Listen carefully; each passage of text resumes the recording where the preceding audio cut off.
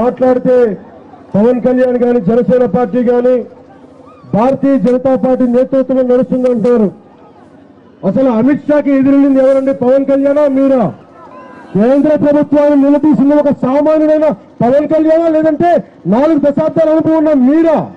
మేము అడిగాం, మేము నిలదీశాం. మీరేం చేశారండి?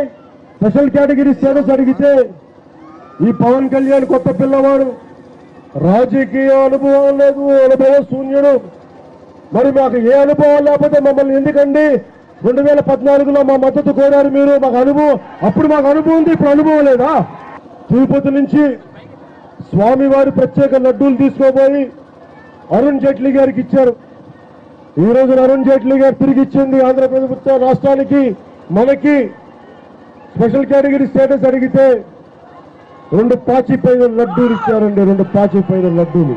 ఏమండి మేము ఎలా కనిపిస్తున్నాం? అంత అమాయకుల్లో కనిపిస్తున్నామా? చెవిలో క్యాబేజీ పువ్వులు పెట్టుకున్నామా? ఏమండి మాట మార్చడానికి కూడా కొంత ప్లీజ్ కొంచెం మీరు మనసులో లోపల తిరిగి చూడండి. వింటున్నాం మీరేం మాట్లాడుతున్నారు. దయచేసి ప్రతి 2 నెలలకు మాట మారిస్తే మేము మర్చిపోవాం అనుకోండి కదా. మా మీద మీరు అవినీతి ఆరోపణ చేస్తారని అడుగుతున్నా. ఇంకొక నాయకుడు బయలుదేరారు, ఆయన కూడా మాట్లాడుతున్నాడు. మొన్నటి వరకు బాగా పొగిడాడు, ఇప్పుడు ఢిల్లీ నుంచి స్క్రిప్ట్ వచ్చింది. ఆ స్క్రిప్ట్ వస్తే వీళ్ళందరూ కూడా వీళ్ళేమి చేయరు. ఢిల్లీలో వచ్చిన స్క్రిప్ట్ నా మీద ఉపయోగిస్తున్నారు, రాష్ట్రం ప్రయోజనాల కోసం కాదు. ఈరోజు మీరు చూసే ప్రత్యేక హోదా అడగరు, కేంద్రం చేసిన అన్యాయం కలిగాం. అయితే వీళ్ళు సహకరించుంటే, న్యాయం చేసుంటే ఇంకా ముందుకు పోయేవాళ్ళం. ఇన్ని కష్టాల్లో కూడా నేను సవాలు విసురుతున్నా. దేశంలో మొదటి రాష్ట్రం అభివృద్ధిలో ఏ రాష్ట్రం అంటే దానికి కేర్ ఆఫ్ అడ్రస్ గా మనమే ఉన్నాం.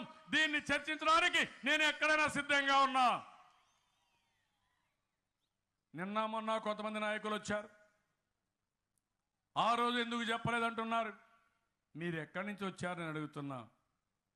విభజన జరిగినప్పుడు పోరాడాను, విభజన జరిగినప్పుడు 9 వైట్ పేపర్లు ఇచ్చాను. ఢిల్లీలో వారం రోజులు నిరవధిక నిరాహార దీక్ష చేశాను. అప్పుడు ఈ నాయకులు ఎక్కడున్నారని అడుగుతున్నా, ఏ పార్టీలో ఉన్నారని అడుగుతున్నా. ఇప్పుడు వచ్చి గొప్పలు చెప్పుకుంటున్నారు. రెండో విషయం, నేను అవినీతి పరుడని మాట్లాడుతున్నారు. వీళ్లే కాదు, ఇంతవరకు మీరు చూస్తే నా మీద ఎన్నో అవినీతి ఆరోపణలు చేసి కోర్టుకు పోయినా ఎక్కడా ఏమీ చేయలేకపోయారంటే అది నా నీతి నిజాయితీ, నేను అవలంబించిన విధానం.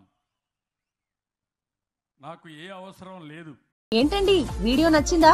అయితే ఓ లైక్ వేసుకోండి, లేదంటే ఓ కామెంట్ చేయండి. ఎప్పటికప్పుడు మా వీడియోస్ చూడాలంటే సబ్స్క్రైబ్ చేసుకోండి.